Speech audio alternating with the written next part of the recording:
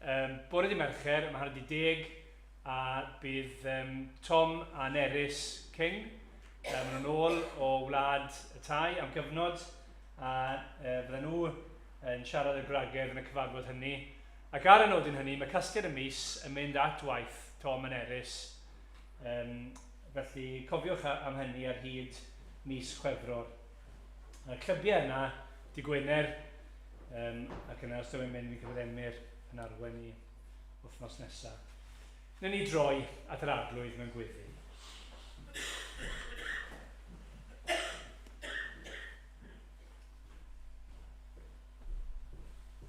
Arglwydd Dduw, ni yn diolch i ti bod cyfle gyda ni nawr i ddod o flaen y Duw byw, y Duw sydd yn trefnu bob peth, yr un sydd wedi creu ac sydd yn cynnal bob peth. Ac arglwydd ni'n diolch i ti trwy'r arglwydd Iesu Grist, bod gyda ni cyfle bore yma i ddod i thaddoli di. Arglwydd, ni'n diolch i ti bod heddi yn ddydd glas ac ni'n gweddio wrth ni y dygeisio di. Bydde di yn tynnu'n agos ato ni. A bydde ni'n clywed beth gyda ti ddweud wrthon ni. Ac o'r herwydd, bydde ni'n cael yn traws newid gan dy air di. O Dduw, ni'n gweddio felly bydde ysbryd di ar waith yn cymhwyso'r gair i ni ac yn dangos i ni mawredd a'r rhyfeddod yr arglwydd Iesu Grist. Bod ni, fel bod ni am rhedeg ato fe a'i addoli fe. Arglwydd ni'n diolch ti bod ti'n darparu ar ein cyfer ni ac ni'n gweddio. Bydde ti'n nerthu Emyr nawr wrth y fe yn harwen ni. Nerthu ni wrth i ni daddoli di. Bydde'r cyfan wrth fodd yr arglwydd Iesu Grist. A maen ni'n gofyn hyn yn ei enw fe. Amen. Amen. Diolch Rodri. Wel, oedd Rodri'n gweddio fyna, ni'n dod at yn gilydd i geisio'r arglwydd ac i'w addoli felly nawn ni barhau i wneud hynny trwy ganu. Canu rhif 7 yn yr atodiad, bydd y geiriau ar y sgrin. Ceisiwch yn gyntaf deyrnas ein Duw, a'i gyfiawnder ef, a'r pethau hyn yn ychwaneg roi'r i chwi. Halleliw. Hallelujah. Ac ymlaen, nhw'n ni sefyll, nhw'n ni ganu mawr gyda'n gilydd.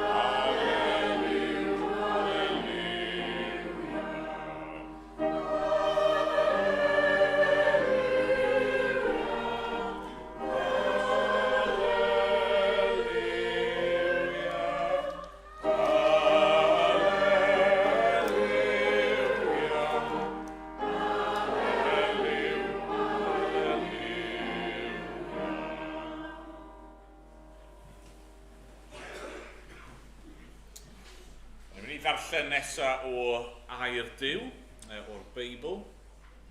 Ni'n mynd i droi at Mathew penod 7. A ni'n dal i fod i edrych ar y bregaeth ar y mynydd, y pregaeth fawr yr arglwydd Iesu Grist. A ni yn tynnu at ddiwedd y bregaeth nawr. Ac ni'n mynd i edrych ar adnodau 7 i 12 ym Mhenod 7. Felly, Mathew penod 7 ac adnodau 7 i 12. Dyma Air Duw.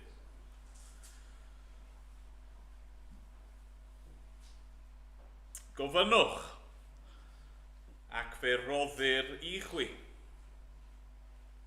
Ceisiwch, ac fe gewch.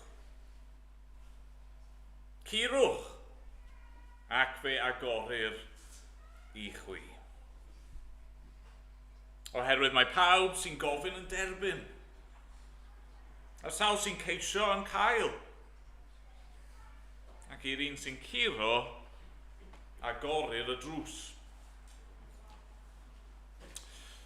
Pwy ohonoch, os bydd ei blentyn yn gofyn am fara, a rydd iddo garreg? Neu os bydd yn gofyn am bysgodyn, a rydd iddo sarf? Am hynny, os ydych chwi sy'n ddrwg yn medru rhoi rhoddion da i'ch plant, gymaint mwy y rydd eich tad sydd yn y nefoedd bethau da i'r rhai sy'n gofyn ganddo. Pa beth bynnag y dymunwch chi eraill i wneud i chwi, gwnewch chwythau felly iddynt hwy. Hyn yw'r gyfraith a'r proffwydi. Amen. Amen. Diolch i Dduw am ei air i ni. Blant, fi eisiau gofyn cwestiwn i chi. Okay. Llaw lan, os ydych chi erioed wedi gofyn i mam neu dad am ddarn o fara. Okay. Llaw lan, pwy sydd wedi gofyn i mam neu dad am ddarn o fara? Wel, fi yn disgwyl bod llaw o plant i gyd lan, achos mae bara yn rhywbeth ni'n bita bob dydd, ac yn amser Iesu o pobl yn bita fe bob dydd. Nawr, cadwch eich llaw yn yr awyr, okay? Pan wnaethoch chi ofyn i mam neu dad am ddarn o fara, ydy mam neu dad erioed wedi rhoi carreg i chi yn lle? Cadwch eich llaw yn yr awyr os maen nhw wedi. Na, da iawn, fi'n falch bod eich dwylo chi gyd. Nawr, bydda hynny ddim yn digwydd na. Okay? Llaw lan, ydych chi erioed wedi gofyn i mam neu dad am bysgodyn i'w fwyta. Okay? Nid bysgodyn mewn bowl, bysgodyn i'w fwyta, neu darn o gig i'w fwyta. Pwy sydd wedi gofyn i mam neu dad am ham neu cig neu rhywbeth i fwyta? Ie? Yeah? A cadwch eich llaw yn yr awyr, os pan wnaethoch chi ofyn am bysgodyn neu darn o gig, wnaeth mam neu dad roi saff gwenwynig oedd yn mynd i frathu chi. Llaw lan. Blachar. Sa'n credu ti. Bydde fe ddim yn digwydd na. Os chi'n gofyn i mam neu dad am ddarn o fara i wneud brechdan, dyn nhw ddim yn ei roi carreg caled a chafig. Ac os chi'n gofyn am bysgodyn neu darn o gig i fwyta, dyn nhw ddim yn mynd i roi sarf peryglus sy'n mynd i frathu chi. Pam? Pam? Pwy sy'n gallu meddwl? Pam bydde mam neu dad ddim yn neud hynny? Rwy'n yn meddwl?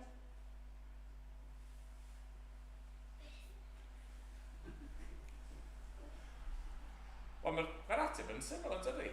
Achos bod nhw yn... Beth e, Elsie?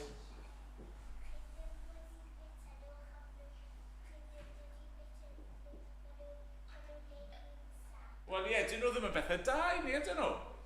A mae mam a dad yn caru chi.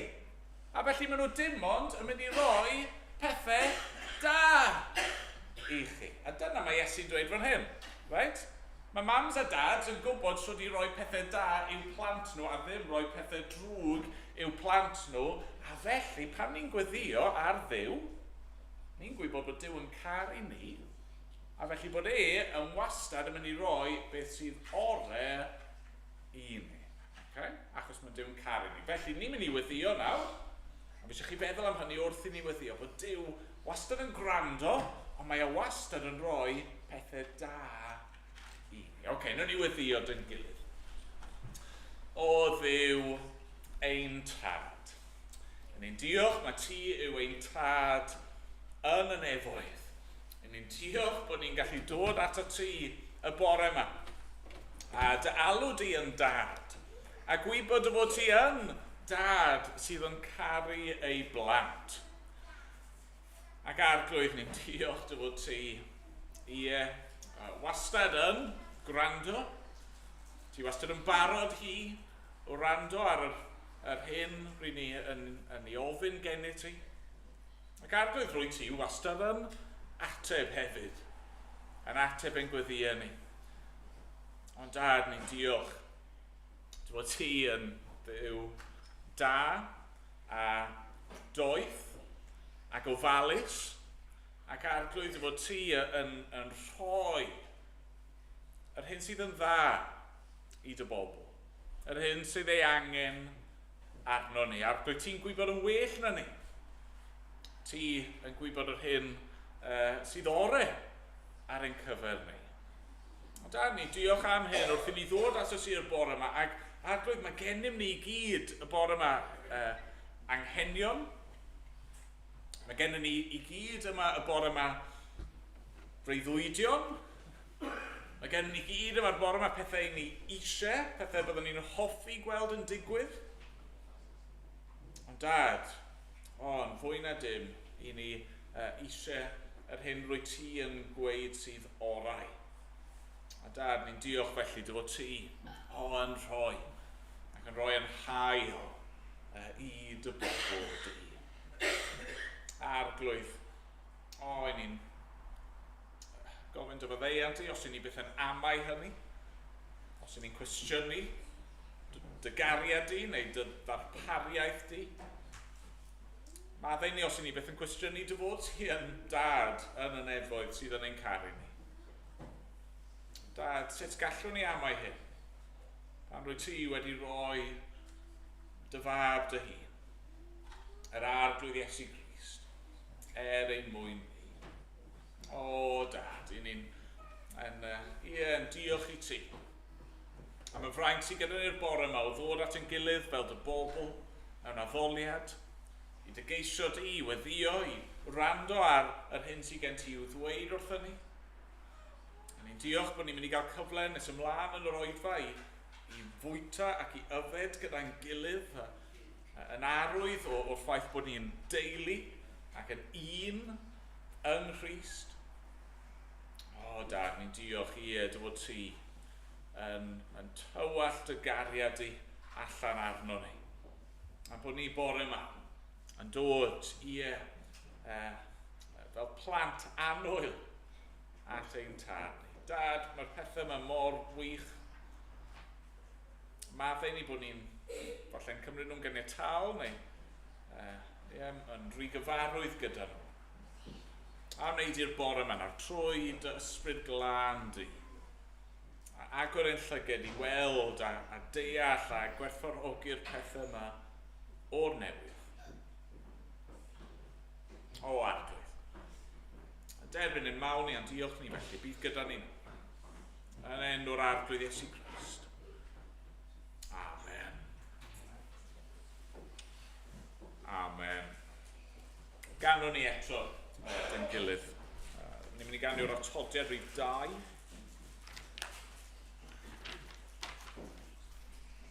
Arglwydd tyrd a llefarad wrth i'n geisio barad y sanctaidd air. Planar gwir yn ein cylonau'n ddofn traws newidiau ni ar dy ddelw. Ac ymlaen, o'n i sefyll i gael.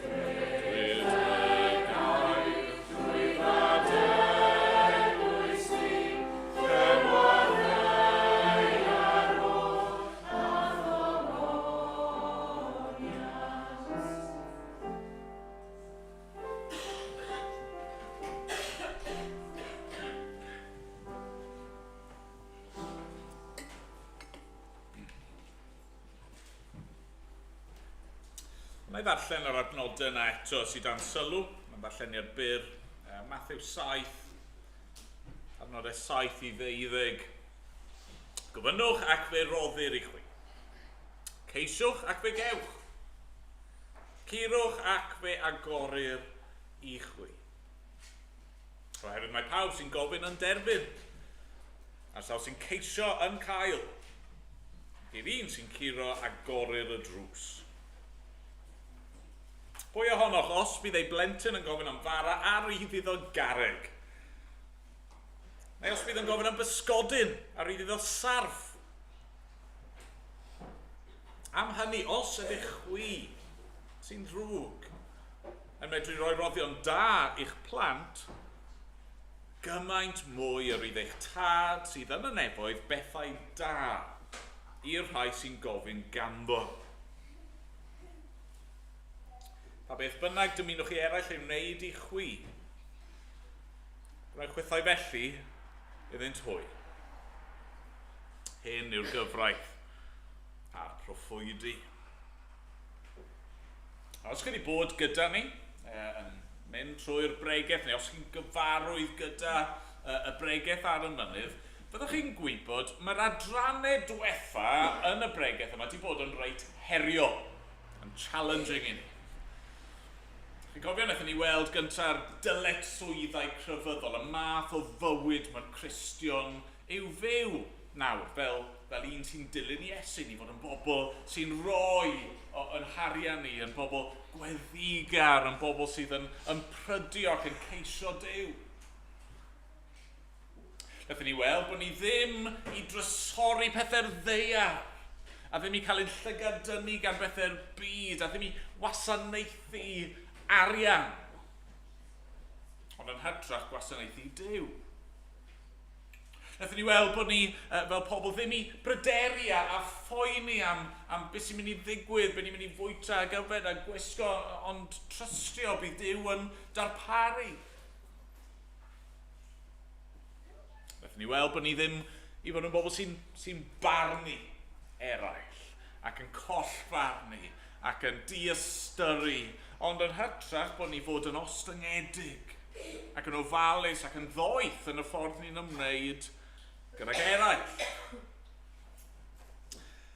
A felly bydde fe'n hollol iawn wrth i ni gyrraedd y pwynt yma yn y bregaeth, a fel fi'n gweud ni yn tynnu ar ddiwedd y bregaeth yma, bydde fe'n hollol iawn os o'n ni ar y pwynt yma yn dechrau meddwl, wel, sut allai wneud hyn?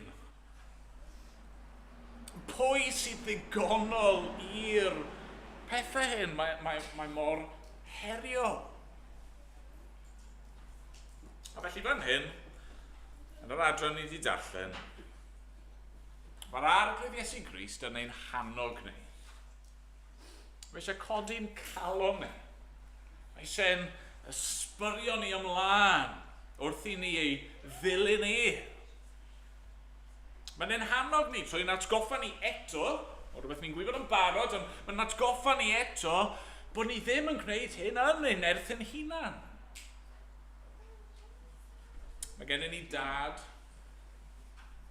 yn y nef, tad sydd yn oll a lluog, tad sydd yn rhoi y pethau gorau i'w blant.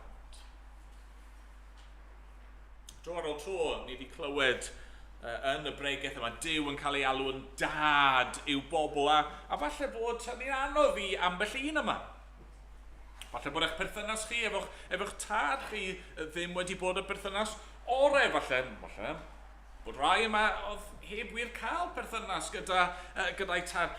Peidiwch gadw hynny tarfu ar be mae Iesu'n dweud fan hyn, achos wrth gwrs ni ddim fod i gymharu Duw gyda'n tadau ni. Duw yw'r un sy'n gosod y patrwm. Duw yw y tad tragwyddo. Mae Duw yn drindod, yn dad, mab ac ysbryd glân, yn un dduw, yn dduw cariad. A felly Duw yw y tad sy'n gosod y patrwm, yn dangos i ni sut mae tadau fod i ymddwyn. A beth sy'n sefyll allan fan hyn, beth sy'n fel testament yn cael ei bwysleisio fan hyn, yw bod ein tad nefol ni yn hael, byddai'n generous, byddai'n rhoi i ni yr hyn sydd ei angen. Curwch ac fe agorir i chwi yn wir. Da iawn. Y peth cyntaf eisiau tynnu'n sylw ni ato y bore mewn hyn. Mae eisiau ni beidio ag amau heilioni Duw. Peidiwch ag amau heilioni Duw i'w blant. Dwchwch ar adnoddau 7 a 8. Gofynnwch ac fe roddir i chwi. Ceiswch ac fe gewch. Curwch ac fe agorir i chwi. Oherwydd mae pawb sy'n gofyn yn derbyn, a'r sawl sy'n ceisio yn cael, ac i'r un sy'n curo agorir y drws. Dyma rai o'r geiriau, rai o'r addewidion mwyaf hyfryd yn y Beibl i gyd. A maen nhw yn cael eu camdrin, yn ei ddod at hynny mewn ychydig. Y perygl falle o tynnu'r geiriau yma allan o'i cyd-destun nhw. Ond y peth cyntaf sydd rhaid i ni weld fan hyn yw heilioni Duw. Mae eisiau ni beidio ag amau heilioni Duw. Mae'r addewid sydd yn ni fan hyn, y geiriau yma, maen nhw'n rhyfeddol, maen nhw'n ffantastig. A ni'n gweld rhywbeth fan hyn o galon Duw, o sut un yw e. Pwy sy'n siarad fan hyn? Wel, yr arglwydd Iesu Grist. Duw y mab tragwyddol sydd wedi bod ym mynwes y tad ers tragwyddoldeb yn mwynhau ac yn un gyda fe. Ac fan hyn nawr mae Iesu y mab wedi dod yn gnawd, wedi dod i'n plith ni ac mae eisiau dangos i ni sut un yw'r tad yma. Mae'n dad caredig. Mae'n dad sydd yn hael. Mae'n dad sydd yn holl alluog. Mae'n dad sydd yn gwrando ac sydd yn ateb ac sydd yn ateb mewn ffordd rhagorol. Ond dyma sut un yw Duw. Ni'n gweld hynny yn y ffaith bod yr arglwydd Iesu Grist fan hyn yn siarad o gwbl. Mae yno achos bod y tad wedi bod yn barod i roi ei fab. I anfon ei fab i'r byd. I ddod i ein plith ni, i ddod yn un ohono ni. I fyw bywyd perffaith ein mwyn ni. Ac yna i roi ei fywyd yn aberth trosto ni. Dyna heilioni Duw. Fod e'n barod i roi ac i rannu y trysor penna. Y peth mwyaf gwerthfawr, yr un mwyaf annwyl oedd gyda fe, mae'n rhoi i ni. Ni'n gweld heilioni Duw yn yr arglwydd Iesu Grist ei hun yn dyn ni. Sa'n gwybod faint i chi gwybod am Iesu, pa mor gyfarwydd ydych chi gyda'r hanesion am ei fywyd, ond un o'r pethau fydd yn taro chi os chi'n mynd ac yn darllen amdano fe yw mor hael o fe. Ei barodrwydd i dderbyn pobl. Mae'n dweud dewch ato fi. Mae freichiau fe'n agored a pan mae pobl yn dod, hyd yn oed os maen nhw'n tarfu arno fe, hyd yn oed os mae'n brysur yn gwneud rhywbeth arall, os maen nhw'n dod ato fe yn yr ysbryd cywir, mae'n stopio a mae'n rhoi amser iddyn nhw a mae'n gwrando arnyn nhw a maen nhw'n rhoi yr hyn sydd ei angen arnyn nhw. Mae'n iachau, mae'n maddau, mae'n bwydo, mae'n cysuro, beth bynnag sydd ei angen. Dyma sut un yw ein Duw ni.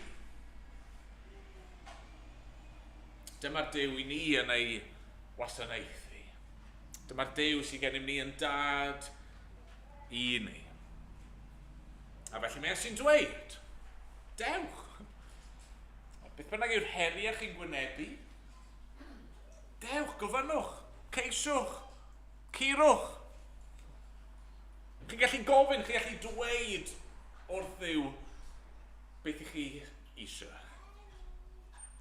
Chi'n gallu ceisio, chi'n gallu chwilio amdano fe a ceisio atebion I weddi. Chi'n gallu curo, dyfal barhau. Gofyn yn dair am yr hyn sydd ar eich calon chi.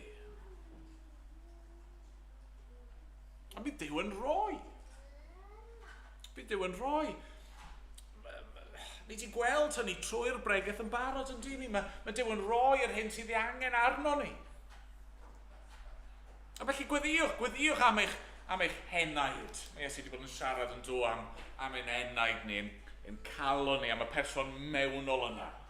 Y person sydd angen edifarhau ac troi o'i pechod a cheisio Duw a cael maddeiant a chyfiawnder a bywyd. Gweddiwch am hynny.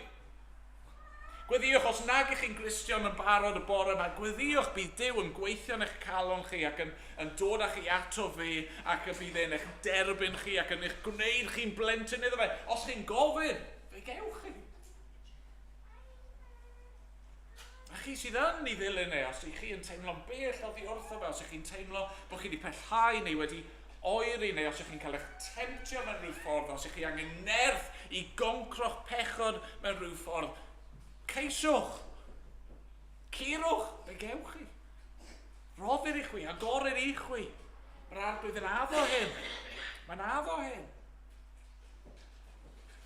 Gewch chi weddio am eich corff chi hefyd, am eich anghenion deiarol. Mae Iesu di annog ni'n barod yn dod yng ngweddi'r arglwydd I weddio dyroi ni heddiw yn bara bynyddio. Fwy diweddar fan hyn, mae wedi bod yn sôn am gofal a phryder. Peidiwch â phryderu, peidiwch ofni, mae'ch tad yn gwybod beth sydd ei angen. Harnoch chi, ond ni'n gallu gweddio amdano. Neu chi dweud, arglwydd fi'n teimlo bod angen hyn arno fi. Arglwydd fi'n dymuno hyn. Arglwydd fi'n gweddio wneud I ddarparu hyn I fi. A ni'n gallu trostio bod Duw yn ateb ein gweddio. Gweddiwch. Gweddiwch ar yr arglwydd. Dewch ato fe. Taflwch eich beichiau a'ch pryderon arno fe. Mae e'n dda. A mae'n hael. A mae'n rhagori ar ein deisyfiadau ni I gyd. Na'r peth gyntaf, peidiwch amau hynny. Peidiwch cwestiynu, does dim reswm dyn ni amau. Mae Duw wedi profi ei gariad dro ar ôl tro. Peidiwch amau. Ond yna ni'n dod ymlaen i'r ail bwynt. So mae'n rhaid ni sylweddoli fan hyn, bod yr addewid yma, bod e ddim wrth gwrs yn addewid absolute. Mae llawer o bobl yn cymryd y geiriau yma'n hollol allan o'i cyd-destun. Ac yn dweud, wel na fe, allai weddi am unrhyw beth a bydd e'n sicr o ddigwydd, ac os yw e ddim yn digwydd, yna dydy Duw ddim yn wir fan hyn. Na, ddim yn gwbl. Chymod, os yw Duw yn dad I ni, mae'r gair tad yna yn cyfleu perthynas. Ac un peth I chi methu gwneud mewn gwir berthynas yw cymryd y berthynas yna'n ganiataol, efe? Ydych chi'n dechrau gwneud hynny, does dim perthynas yna o gwbl. A felly'r ail bwynt sydd yn yw hyn, peidiwch cymryd heilioni Duw yn ganiataol. Peidiwch cymryd heilioni Duw yn ganiataol. A falle bydd y rai pobl yn gwrando ar ein darlleniad neu'r bore yma.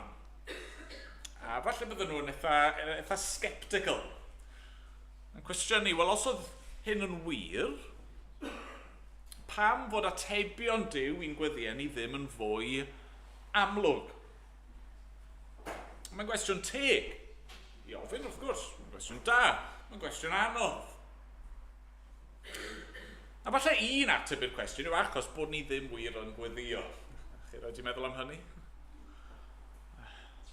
Chi wir yn gofyn ydych chi wir yn ceisio? Ydych chi wir yn curo? Mae yna lythyr yn y Beibl, lythyr Iago, lle mae e'n dweud, wrth i ddarllenwyr, chi ddim yn derbyn achos chi ddim yn gofyn. Be bynnag chi'n neud, chi ddim wir yn ceisio Duw yn hyn o ddifri. Felly mae hwnna'n rhan o'r broblem, ond o beth am yr adegau hynny lle ni yn gofyn te, ni yn ceisio, ni yn curo o ddifri, ac eto, dyw'r ateb i weddi ddim fel petai yn dod. Fi'n credu bod yna ddau beth gallwn ni ddweud fan hyn. Gyntaf gyd, falle bod ni ddim yn gofyn yn yr ysbryd cywir. Mae hynny'n bwysig yn dydi. Mae'r geiriau yma, bod ni jyst yn edrych arnyn nhw ar ben ei hunan y bore yma, dyn nhw ddim jyst ar ben ei hunan. Maen nhw'n dod fan hyn ar ddiwedd bregeth. A felly mae Iesu fan hyn yn cymryd bod ni wedi gwrando ar bopeth arall mae wedi ddweud. Mae Iesu'n siarad mewn cyd-destun. Y cyd-destun yw popeth sydd wedi bod mor belled. Mi'n gwybod i rai ohonoch chi, os chi wedi bod gyda ni, mae'n teimlo fel spel hir ers i ni fod nôl ar ddechrau pennod 5 ac yn edrych ar pethau fel y gwynfydau. Gwyn ei byd y rai sy'n dylodion yn yr ysbryd. Gwyn ei byd y rai sy'n galaru. Gwyn ei byd y rai addfwyn. Gwyn ei byd y rai sy'n nywynu a sychedu am gyfiawnder. Gwyn ei byd y rai trigarog. Gwyn ei byd y rai purau calon. Gwyn ei byd y tangnefeddwyr. Gwyn ei byd y rai a erlidiwyd yn achos cyfiawnder. Na'r bobl sy'n gallu gweddio yn yr ysbryd cywir. Y bobl sydd yn ceisio Duw. Mae ddim yn trwy'r bregeth i gyd o bobl maddeugar. Pobl sydd yn ffyddlon yn eu perthnasau. Pobl sydd yn cadw eu gair nhw. Pobl sydd yn caru gelynion. Pobl sydd yn gwasanaethu Duw a'i holl galon, a'i holl enaid, a'i holl meddwl, a'i holl nerth nhw. Rai sy'n caru Duw ac yn caru cymydog. Nhw yw rai sydd yn gweddio yn yr ysbryd cywir. Mae pobl yn jocan weithio yn dyn nhw welo. Mae Iesu'n dweud, gofynnwch, chwi a gewch. So os fi'n gweddio am Ferrari, yna byddai'n deffro bore fori yn mynd mas o ffrynt, a dyna lle fydd car newydd sgleiniog.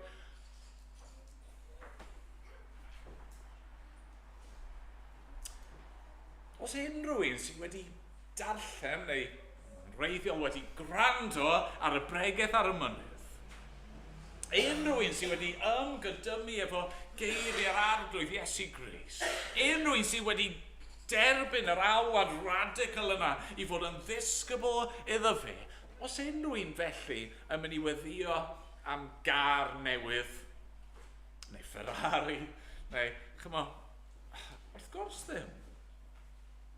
Na. Ydy person felly yn mynd i ofyn i Dduw i roi rhywbeth pechadurus? Wel na. Chi'n clywed rai pobl yn gweddio weithiau bydd y Duw yn agor trws iddyn nhw i odynebu. Na. Na, wrth gwrs ddim. Mae Iesu fan hyn yn disgwyl bod ni'n gweddio yn yr ysbryd cywir. Yn gweddio fel rai sydd o dan ei awdurdod e. Fel rai sydd yn ei garu e ac eisiau yr hyn mae e yn gweud sydd yn dda.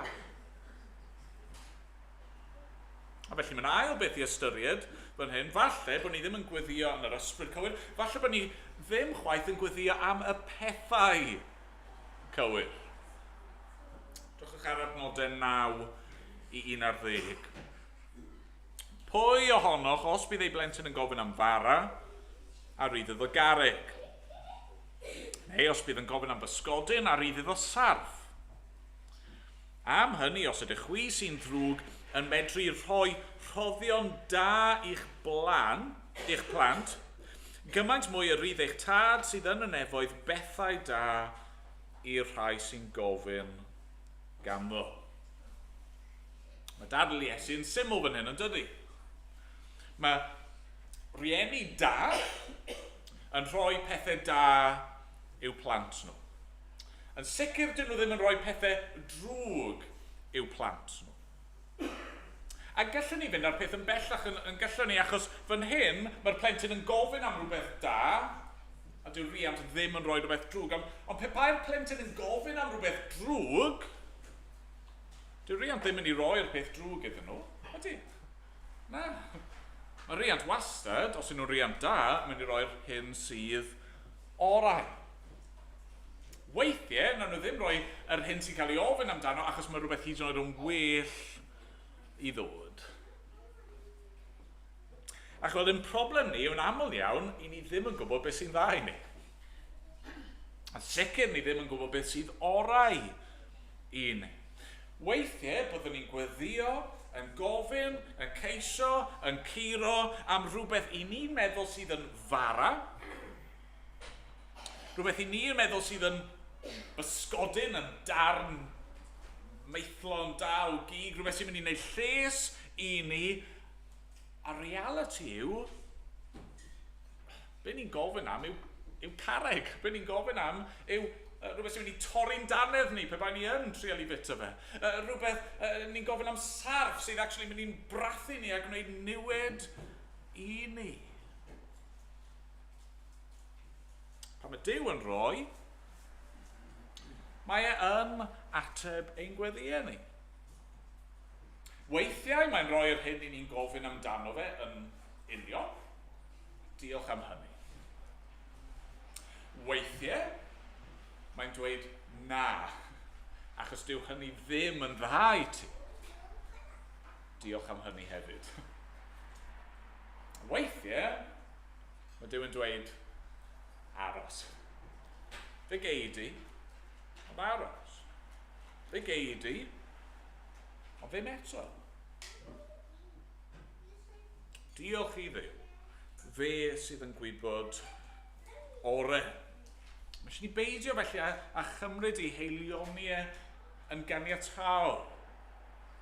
Does dim dyn ni rhyw blank check fan hyn i weddio am bethau mewn ffordd ffôl, a mewn ffordd barus, a mewn ffordd balch, a mewn ffordd sydd yn mynd yn erbyn gair ac ewyllus Duw.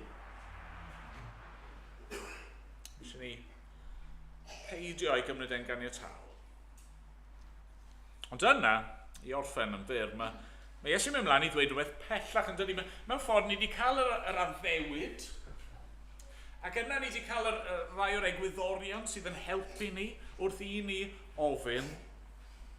Ond yna mae Iesu fel petai'n cymhwyso hyn ymhellach.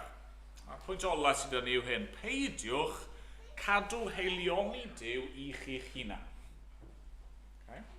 Peidiwch cadw heilioni Duw i chi eich hunan. Adnod 12.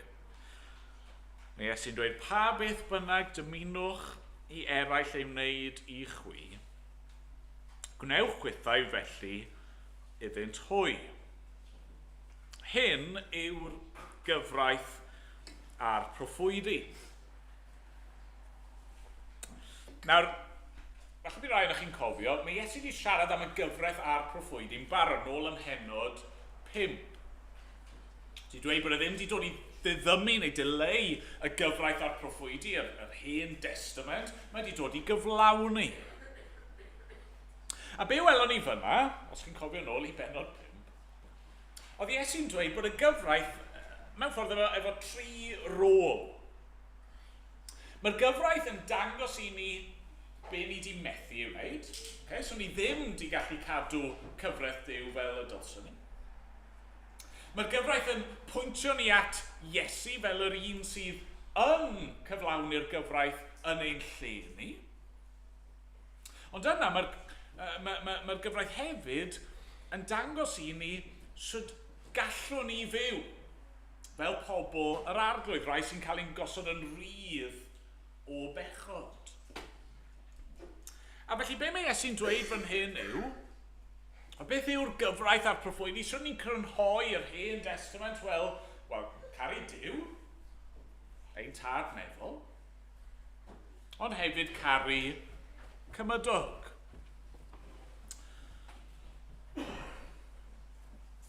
Beth bynnag i chi eisiau i rywun wneud i chi, dyna fel dylsech chi eu trin nhw. Ddim just peidio gwneud drygioni rhywun arall, ddim just peidio bod yn gas a gobeithio bydden nhw ddim yn gas nôl, ond gwneud daioni. Pa beth bynnag dymunwch chi eraill i wneud i'ch gwi, gwnewch bethau felly iddynt hwy. Nawr, ni di methu hyn, ond o. Does neb ohono ni wedi gallu byw fel hyn. Does neb ohono ni wedi gallu caru eraill a'i trin nhw'n gystal a byddwn ni'n eisiau nhw trin ni. Neu dyna'r pwynt, efe. Na, mae Iesu wedi dangos i ni methu cadw'r gyfraith. Mae yn cadw'r gyfraith ar ein rhannu, ond nawr, fel ei bobl dyma'r math o fywyd mae'n gosod ni'n rhydd i'w fyw. Nawr, sut gallwn ni wneud e? Sut galla i drin pobl eraill, hyd yn oed trin fy ngelynion ni fel hyn? Yr unig ateb ni'n gallu rhoi yw achos dyma sut mae Duw wedi'n trin ni. Y Duw yma sydd yn dad nefol, sydd wedi'n caru ni ein bod ni yn elynion iddo fe, y Duw yma sydd wastad yn gwrando ein gweddiau ni bod ni mor anffyddlon ac wadal yn ein gweddiau ni. Y Duw yma sydd yn tywallt ei gariad a'i bendithion allan arno ni bod ni ddim yn ei heiddiau o gwbl. Dyna sut mae wedi'n trin ni. Dyma sut mae'n tad ni yn ymddwyn. Mae'n ymadrodd Saesneg yn oes. He's a chip off the old block. Hynny yw, ydych chi'r bloc, y greiddiol, a wedyn mae chip bach di dod o ddi arno. Mae'n gysylltiad rhwng y ddau. Mae plentyn yn ymddwyn yn debyg i'w tad nhw. Dyma'r pwynt fan hyn, ynddo fe. Os yw Duw mor hael wrthon ni, ac os yw e'n parhau i fod mor garedig ein bod ni mor aml yn i gymryd e'n ganiatawr. Dyna sut dylsyn ni fod gydag eraill. Dyn nhw ddim yn heiddiau, felly nhw ddim gwerthfawrogi, ond ni'n caru, a ni'n amyneddgar, a ni'n madde, a ni'n rhoi, ac yn rhoi, ac yn rhoi. Achos dyna sydd i ni wedi cael ein caru. Diolch iddo. Amen. Amen. Ni'n mynd i ganu enmyn arall dyn gilydd cyn bod ni'n dod i'r cymyn.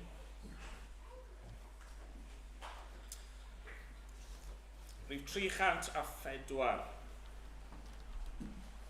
304 yn y llyfr yma. Deiwch bechaduriaid tlodion, clwyfus cleifion o bob ryw, Crist sy'n barod i'ch gwaredu, llawn tosturi i'w mab Duw. Nac amheuwch, abl ac ewyllysgar yw. Rai anghennus, dewch a chroeso i gael rhoddion Duw yn rhad. Cewch wir ffydd ac edifeirwch, a phob gras yn ddyn ac ad, dewch heb arian, prynwch gan yr Iesu yn rhad. Ac ymlaen, o'n i sefyll i ganu dyn gilydd.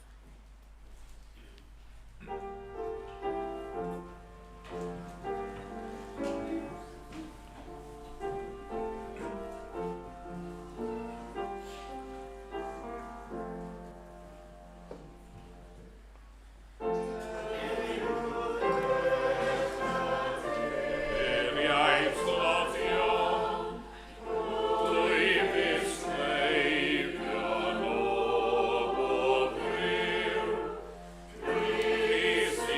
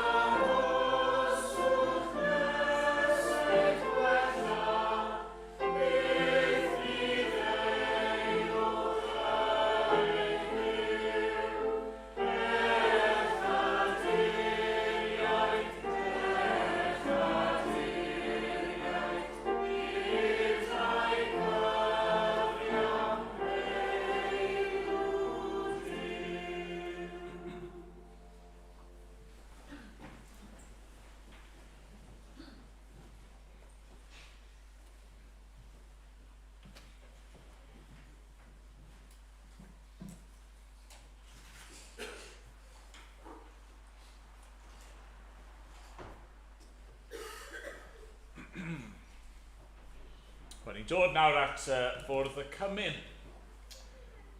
Ac os oes gennych chi unrhyw amheuaeth o heilioni Duw, wel dyma'r lle i ddod mwyn eich amheuon chi i gael eu cymryd i ffwrdd, achos beth sydd dynnu fan hyn yw arwyddion o gariad Duw. Arwyddion o'i ras. Bara yn arwydd o gorff yr arglwydd Iesu Grist wedi cael ei dorri, i ladd ar y groes drosto ni, ac yna'r gwyn yn arwydd o'i waed yn cael ei dywallt, i fywyd yn llifo allan drosto ni. Os chi'n dod y bore yma ac yn gofyn am fara, dod y bore yma ac yn gofyn am wyn, dod y bore yma yn gofyn am aberth i gymryd i ffwrdd eich eogrwydd a'ch pechod, ac aberth i roi bywyd newydd i chi, wel mae yma ac fe gewch chi. Falle bod ddim beth ych chi'n disgwyl. Falle os ych chi wedi meddwl eich hunan yn wreiddiol o os ni'n gallu cael unrhyw beth, be byddwn ni'n hoffi, ond dyma mae Duw yn dweud sydd ei angen arnoch chi. A dyma mae e wedi ei ddarparu ar eich cyfer chi. Ac os ych chi'n Gristion, ni'n annog chi'r bore yma i gymryd, i fwyta ac i yfed yn ddiolchgar. Os ych chi ddim yn Gristion, peidiwch â chymryd heilioni Duw yn ganiataol. Os ych chi ddim wedi credu yn yr arglwydd Iesu Grist, a ddim yn ei ddilyn gofyn am faddeuant a bywyd newydd trwy ei gorff a'i waed peidiwch cymryd. Dyw'r pethau yma ddim i chi, dyn ddim yn ei wneud dim lles i chi. Nes eich bod chi yn gyntaf wedi rhoi eich ffydd chi ynddo fi. A felly yn gweddi ni drostoch chi, wnewch chi gymryd y munudau nesaf yma i feddwl, i ystyried, ac i geisio, i chwilio, i giro ar y drws. Mae'r arglwydd Iesu Grist yn dweud bydd yn dod ato ni ac bydd yn ein derbyn ni pan i ni yn ei geisio fe. Mae'r bara yn ddi-gluten, mae'r diod yn ddi-alcohol, felly peidiwch gadael i hynny fod yn rhwystyr o fath yn y byd. Mae Dewi mynd i weddio gyntaf. Bydd y bara yn cael ei ddosbarthu. Os newch chi gadw y bara fel bod ni'n gallu cyd-fwyta gyda'n gilydd, ac yna yr un ffordd bydd Rodri yn rhoi diolch am y gwyn, bydd hynny'n cael ei ddosbarthu, ac os newch chi gadw fel bod ni'n gallu yfed gyda'n gilydd.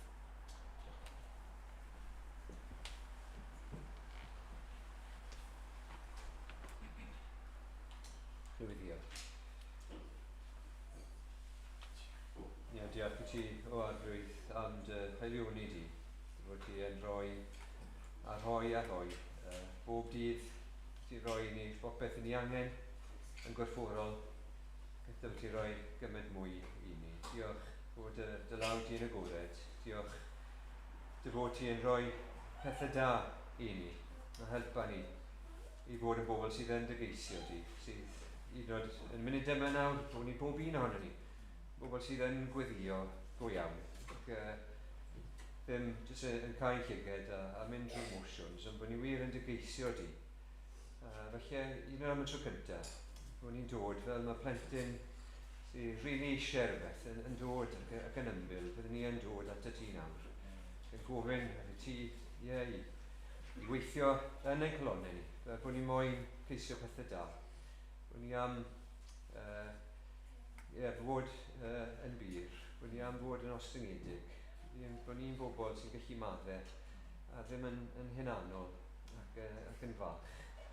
Ond o arglwydd, ni'n gwybod o glywed y bregaeth yma, na dyn ni ddim yn gallu gwneud y pethau yma ar ben ni yn hunain, gallu trio gwella yn hunain, a gwella yn cymeriad ni, ac eto ni'n methu o hyd ac o hyd.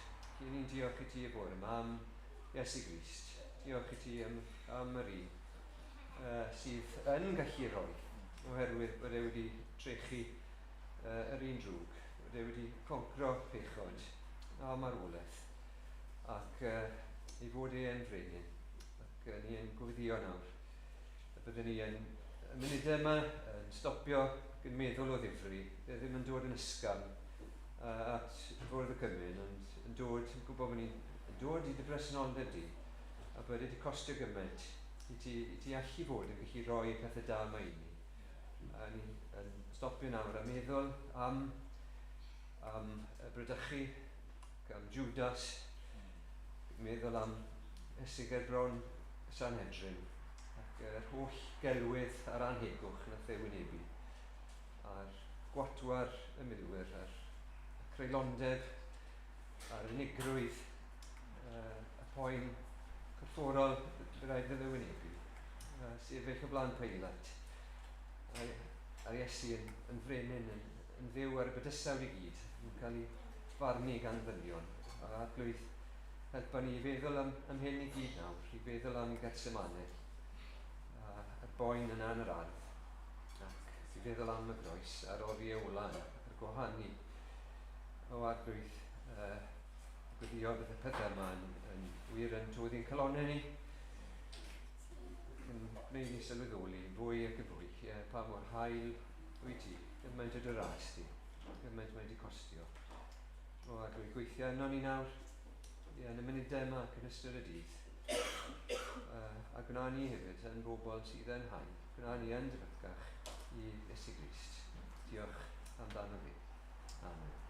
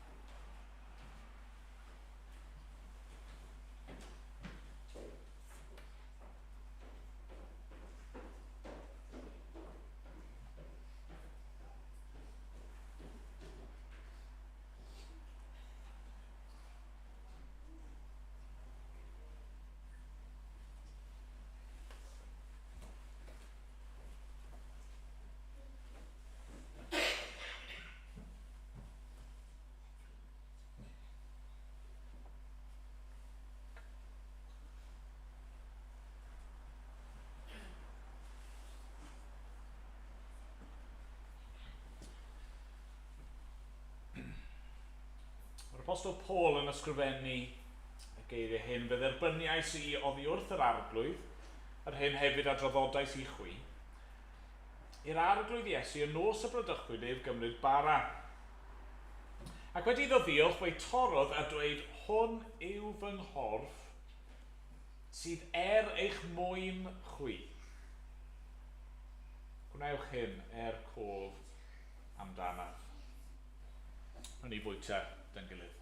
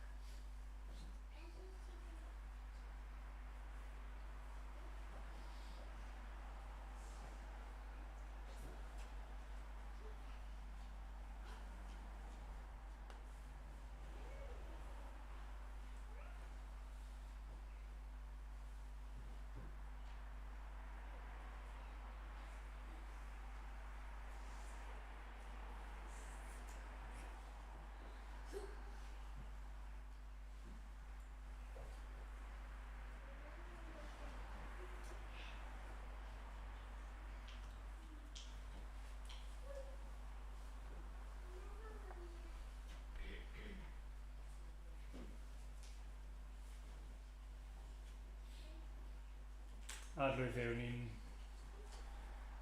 dod yn ffyfyrio ar marwolaeth yr arglwydd Iesu Grist ac yn gweld gymaint i'w ein methiant ni. Arglwydd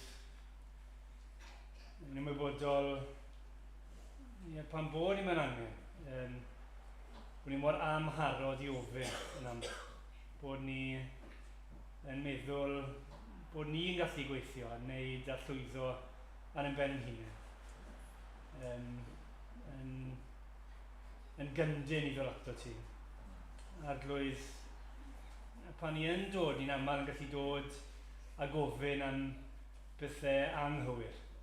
Bethau sydd ddim yn lles ni. Wir, mae'n dyheadau ni yn aml yn gallu bod ar bethau sydd yn wag. Ac arglwydd ni'n diolch I ti, ble I ni wedi methu bod yna un wedi llwyddo. Bod yna un oedd hyd yn oed yn yr ardd yn gofyn os byddai'r cwpan yn gallu pasio heibio. Eto yn fodlon plygu I llywellus ti. Yn gwybod bod daioni I bobl Arglwydd ni'n synnu bod ni'n gallu cael ein cyfri yn hynny. Yn y daioni a'r gogoniant ydy wedi paratoi ar gyfer Crist. Hyd yn oed trwy groes. Bod hynny hefyd yn gallu bod yn nawr yn eiddo I ni. O arglwydd, gan ni beidio y treulio'n amser ar bethau gwag y byd, ond I roi'n colonnau, I osod yn deheadau, yn deisyfiadau, I gyd arno fe. Arglwydd yn diolch I ti bod e'n dweud bore yma, dewch ato fi. Arglwydd, yn ni'n dod yn rhai blinderog, yn rhai llwythog, bod yn gwybod bod yna orffwys yn yr arglwydd Iesu Grist I ni. Am bod hyd yn oed wedi rhoi ei fywyd I lawr troson ni. O arglwydd, ni'n diolch I ti bod ni nawr yn gallu dathlu bod hefyd wedi atgyfodi a bod mynd I ddychwelyd eto ac I ddwyn I eglwys I lawn dwf mewn nefoedd newydd a deiar newydd. O arglwydd, ni'n gweddio wrth ni gymryd o'r gwyn nawr, bydden ni'n myfyrio ar yr hyn nath gostio i'r arglwydd Iesu Grist. Ond hefyd y bydden ni yn dathlu ac yn mwynhau wrth feddwl am y gwledd wyt ti wedi paratoi ni yn llawn un dydd gyda fi. Arglwydd, drwy hynny nid un uno ni fel dy bobl di. fel bod ni'n bobl sydd yn llwyr ddibynnol ar yr arglwydd Iesu Grist am bob peth. O Dduw, helpa ni i dygeisio di heddi, i giro ar y drws, ac i wybod am yna ti dy hun yn ateb yn gweddiau ni, i am gwneud mwy na'r hyn allwn ni i ddechmygu na i ddeisyfu, mwyn gygoniant Crist i hun. Amen.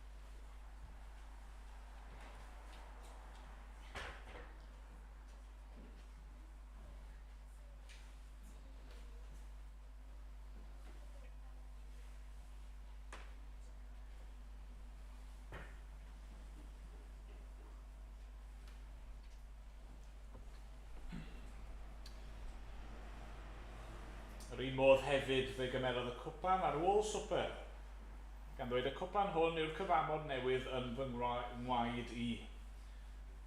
Gwnewch hyn bob tro yr yfwch ef, cof amdanaf. Oherwydd bob tro byddwch yn bwyta'r bara hwn ac yn yfed y cwpan hwn, rydych yn cyhoeddi marwolaeth yr arglwydd hyd nes y daw. Gyda'ch ni yfed am yn gilydd.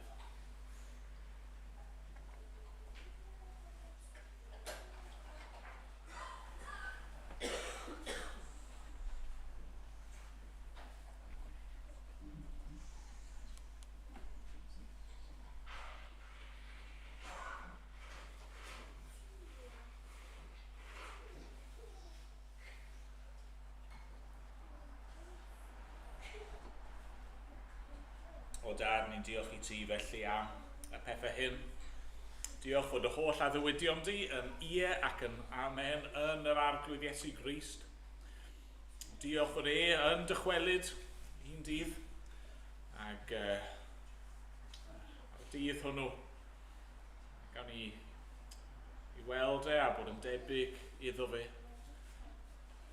Da, diolch fod yn awr yn eiriol troston ni a arglwydd diolch dy fod ti o Dad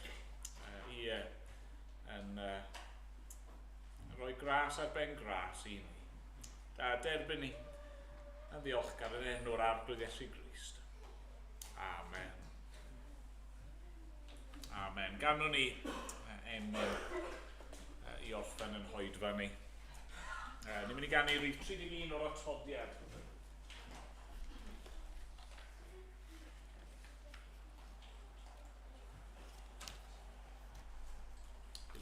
Mi ddof at ei fwrdd yn eol, Ces fy ngwahodd ganddo ei hun.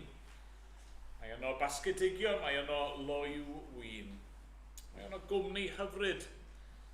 Gwisgoedd gwynion i bob rai. Nid oes un heb wisg briodas, nid oes un yn berchen bai.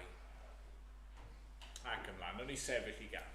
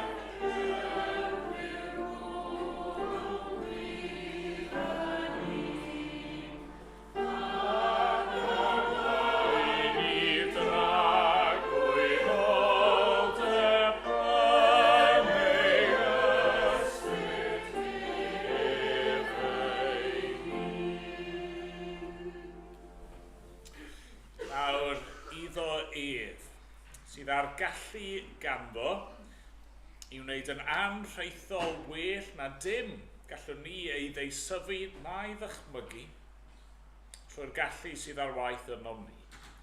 Iddo ef bod gogoniant yn yr eglwys ac yng Nghrist Iesu o genhedlaeth i genhedlaeth, beth bythoedd. Amen.